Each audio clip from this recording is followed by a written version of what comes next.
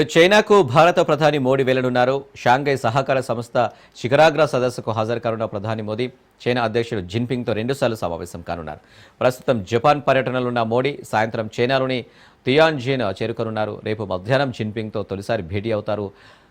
SCO సమావేశ అధికార విందుకు ముందు మరోసారి వీరిద్దరూ భేటీ కానున్నారని సంబంధిత అధికారులైతే తెలిపారు.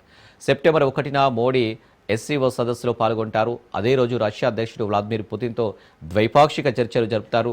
రష్యా చమురును కొనుగోలు చేస్తున్నందుకు భారత్ వస్తువులపై అమెరికా అధ్యక్షుడు ట్రంప్ 50% సుంకాలు వేయడంతో పుతిన్, జిన్పింగ్ చర్చలు ప్రపంచం దృష్టిని ఆకర్షిస్తున్నాయి.